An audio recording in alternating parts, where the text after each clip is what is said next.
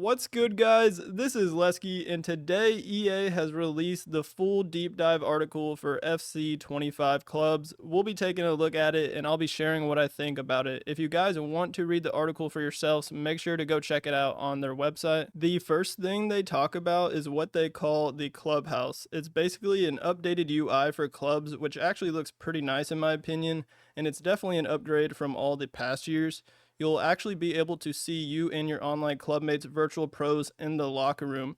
It says whether your clubmates are gearing up for a match in the league lobby or fine-tuning their player build, you'll be able to see where they are in the mode. The quick navigation menu is being added to clubs, which makes it much easier to switch from one menu screen to the next. I personally like this change, and if any of you guys have played Ultimate Team in FC24, then you should already be familiar with this. The last thing listed under the clubhouse section is clubhouse customization. The look of your clubhouse can change depending on the club crest, kit, and stadium bundle. This is actually a pretty cool addition, and we've never had anything like this in clubs before. They then go into talking about Rush in clubs. For those of you who haven't heard about this, Rush is going to be the new 5v5 game mode that they're adding in clubs, Ultimate Team, Career Mode, and Kickoff.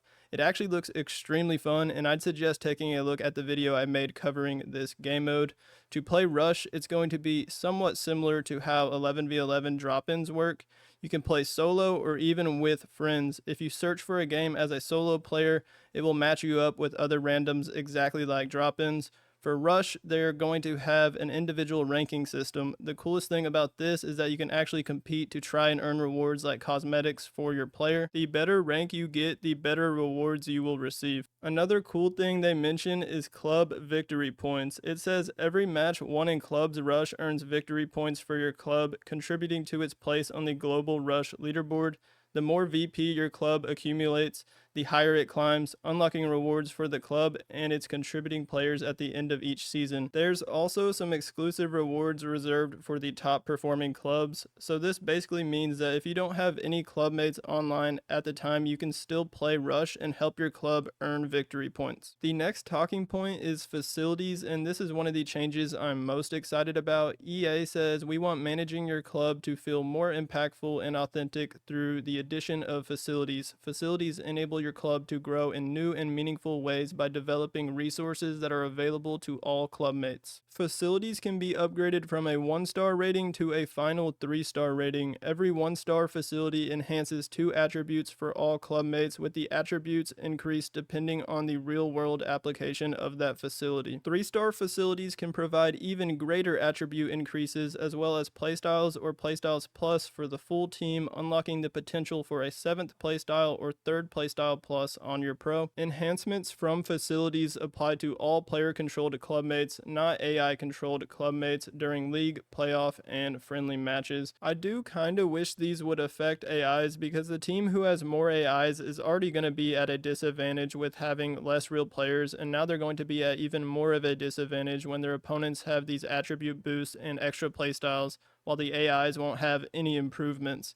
Let me know what y'all think about that in the comments. Then they go into listing all the 3-star facility upgrades, and there's a lot here, but I'm not going to go into depth on all these in this video. I'm sure I'll make a video about facilities once FC25 comes out. The most popular ones will most likely be facilities that upgrade pace, dribbling, and stamina, but I really do think it will depend on you and your teammates' builds. This is going to require even more thought and strategy when creating a build. It could be a good idea to make a build based on what facilities your club is using. For example, say you and your team decide to make builds with somewhat low stamina. To make up for that, you can equip the Fitness Coach facility, which improves stamina, jumping, and gives you the Relentless playstyle. When it comes to equipping facilities, your club will have a facilities budget. Your budget increases when you grow your club's reputation through playing league and playoff matches. Managers will be the ones who decide which facilities your club will use, and of course these facilities can be removed and switched out for other facilities whenever you like. I'd love to hear what y'all think about facilities, because I think this is one of the best new features in FC25 clubs, along with the new 5v5 game mode. They briefly discuss tactics in clubs. There's going to be an entire new tactics system in FC25 called FC IQ, and it's going to be across all the game modes. The only thing I really want to point out here is that when you go into the lobby screen, you'll actually be able to see the instructions your manager set for each position, which is a really nice change. Relegation is back in clubs. Not having relegation was the biggest complaint they had in FC24. For FC25, there's going to be a brand new relegation system. Once you enter a new division, your club will have a certain amount of chances. Each match loss will result in the loss of one chance. Once all your chances are gone, you will be sent into a one-off relegation match where you need to either win or tie to stay in your current division.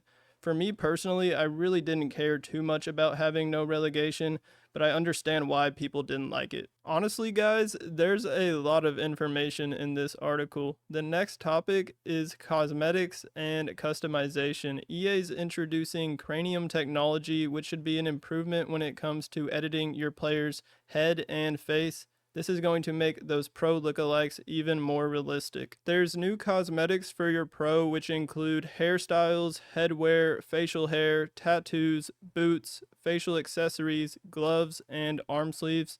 We've never seen arm sleeves in clubs before, and some actual professional players that come into mind when thinking about arm sleeves are Alan Saint-Maximin and Paul Pogba. I would even like to see them bring back ankle tape, but I don't think that's going to happen.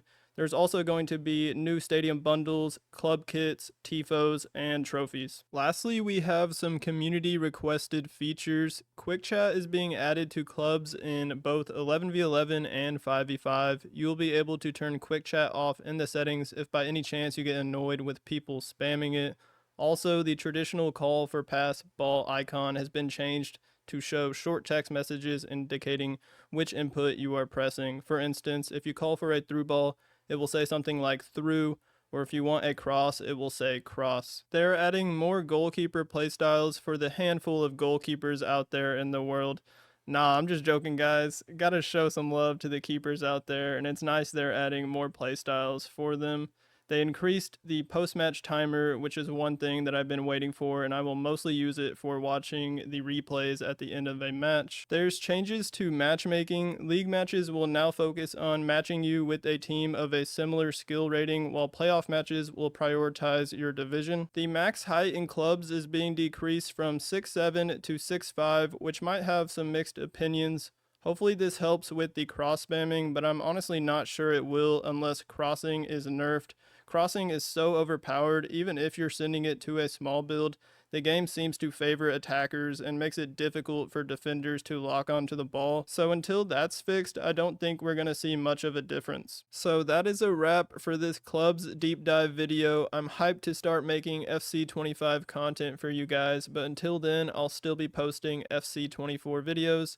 Make sure y'all hit the like button on this video and don't forget to subscribe if you haven't already. As always, y'all have a great rest of y'all's day and peace out.